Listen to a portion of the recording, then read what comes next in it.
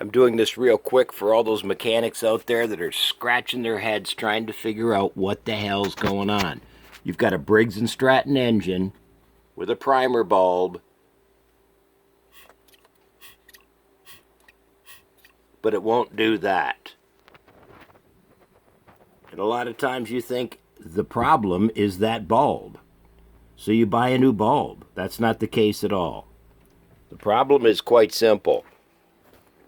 Here is the similar fixture that goes onto the carburetor. As you can see, there's a gasket. That gasket seals a little chamber.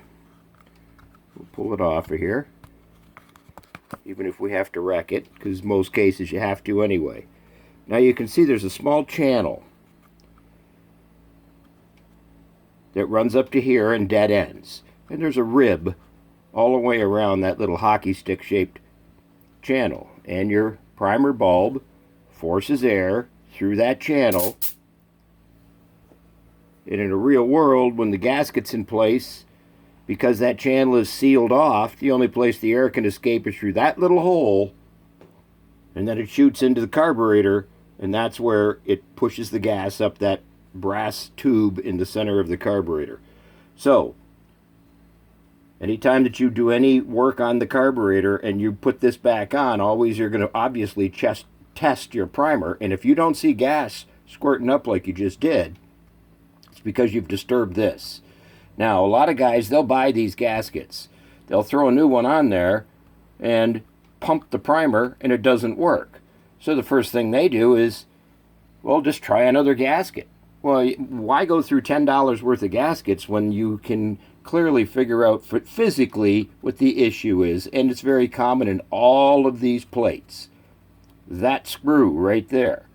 If we flip this over, it's the screw to the left. And everybody wants to take a 1/4-inch impact or whatever and hit that hard because you want a good solid seal with that gasket. Well, guess what? You only need to tighten them hand tight with a 5/16 nut driver. And what happens when you tighten them with an impact, put a lot of torque on it, coming back over here, the little end of the channel right here gets squished. So now, when even with a gasket and it bolted back on and banged down with an impact, when you hit the primer, it blows a little gust of air that comes around here and leaks.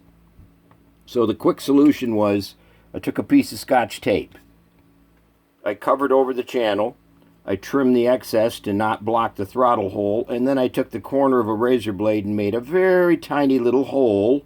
So now it's truly sealed, but it does have a hole for the primer bulb to push air through. Then I installed the proper gasket, put it back on the machine, inserted these two 5/16 machine screws, and tightened them snug with a nut driver. Then I pushed the bulb, and the gas squirted up.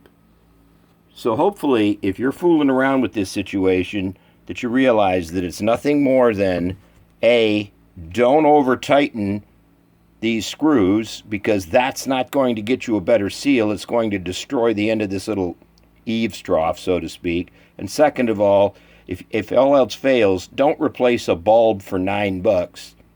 Put a little piece of tape on here. Make sure it doesn't run in the throttle bore. Put the gasket back on, and if you find that it works, then you know that this plate has been damaged here by over-tightening that screw. Good luck.